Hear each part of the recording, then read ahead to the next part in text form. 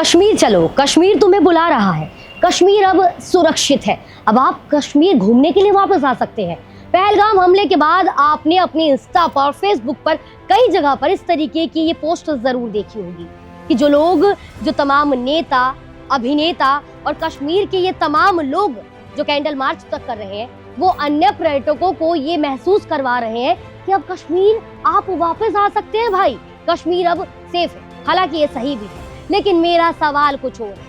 मेरा सवाल है कि ये तमाम लोग 19 जनवरी 1990 के बाद अब आज 2025 तक कहां गुम हो गए थे, कहां सो गए थे?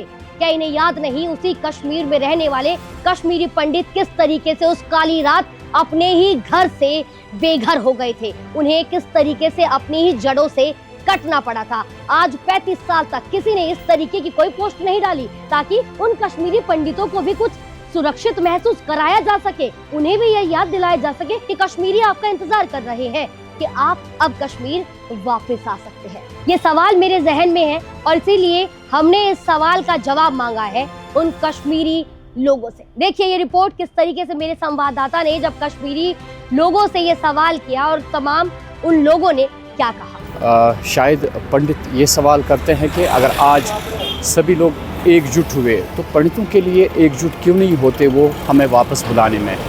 देखिए यहाँ पे मिजाज एक जैसे नहीं होते हैं, मुख्तलिफ लोगों के मुख्तलिफ मिजाज है। हम ये कह सकते हैं कि कुछ पंडित भी ऐसे बयानात देते आए जिसकी वजह से यहाँ पे लोगों को बुरा लगा, क्योंकि लोगों ने कभी नहीं चाहा, वादी कश्मीर के लोगों ने कभी नहीं चाहा कि जिन पंडितों के साथ हमारी इतनी लंबी ज़िंदगी गुजरी, हमारे आबाओ अजदाद थे, उन्होंने उन पंडितों से एक भाई बहन की तरफ ज़िंदगी गुजारी।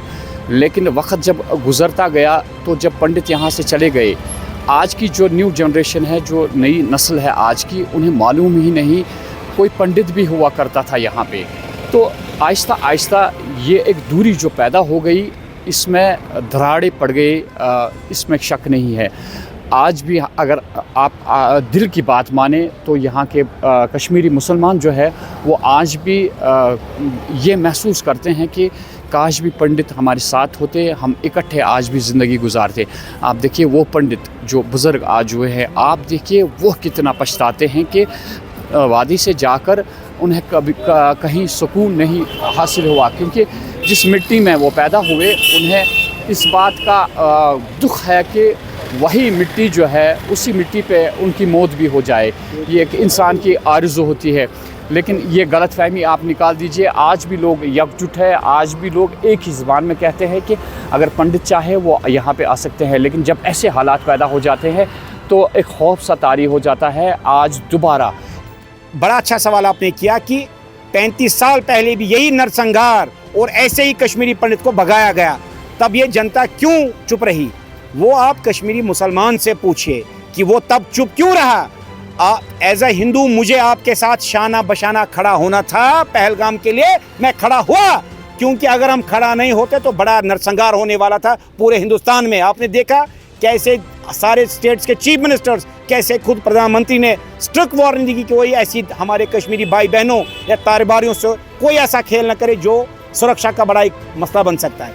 इसलिए साहब हमने तो अपनी जिम्मेदारी निभा दी। मैं कश्मीरी पंडित कश्मीर आया, पहलगाम गया, पूरा इनको जो भी हौसला अफजाई करनी थी हमने की, और जो टूरिस्ट को कहा वेलकम किया और कहा साहब आप आइए। एक बार गलती होती है, बार बार गलती नहीं होती है। दूसरा, आप ये सवाल आज कश्मीरी मुसलमान से पूछिए, जन जन से पूछिए, जब हमने वफा की आपने वफा की 1990 में।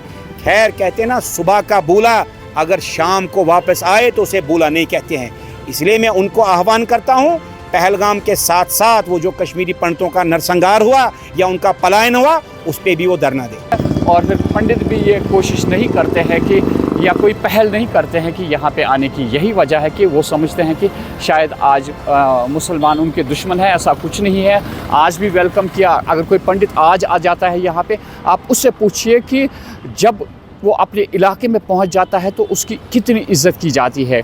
गलत अनासिर तो हर तबके में होते हैं, गलत अनासिर हमेशा गलत ही होते हैं, और वो इन चीज़ों के पीछे होते हैं कि जो एक भाई बहन का रिश्ता पंडितों के साथ था वो कायम नहीं होना चाहिए। देखिए ये मिसाल भी आपके सामने है, वक्तन फ़वक्तन आप देखते हैं कि कोई पंडित जो यहाँ पे वादी से बाहर नहीं गया, अगर उसकी मौत हो जाती है, आप देखिए कि हमारा जनूबी कश्मीर जो है उस इलाके के लोग किस तरह निकलते हैं, वो वाकई तौर पे फ़ील करते हैं कि ये हमारा अपना बंदा है। अगर इसके अपने यहाँ नहीं है, पूरा उसका जो आखिरी रसूमात है वो किस तरह अंजाम दिए जाते हैं। आपने एक वीडियो भी पिछली बार वायरल देखा होगा कि एक पंडित की अपनी फैमिली आई थी, बुज़ुर्ग था वो, उससे कहा गया कि आप आ जाइए, हमारे साथ आ जाइए। उसने कितना रोया कि मैं ये वादी छोड़ के नहीं जाऊँगा, मेरे बहन भाई है, आज तक इन्होंने मेरी हिफाजत की है।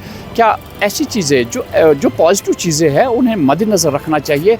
यकायक आप भूल जाते हैं कि कश्मीर के लोगों ने पंडितों के लिए जो यहाँ पे इज़्ज़त उन्हें बख्शी, ये भी भूलना नहीं चाहिए। किसी ने गलत किया इसका मतलब नहीं है कि वादी के सारे लोग गलत हैं। कश्मीर के आम लोगों के साथ साथ कश्मीर के ग्रैंड मुफ्ती नासिरुल इस्लाम ने इस मुद्दे पर क्या कहा और कश्मीरी पंडितों की याद में क्या कहा, वो भी ज़रा सुनिए। सबसे पहले मैं ये जानना चाहता हूँ यहाँ कितने कश्मीरी पंडित रह रहे हैं और उनको निकालने के पीछे किनका हाथ था।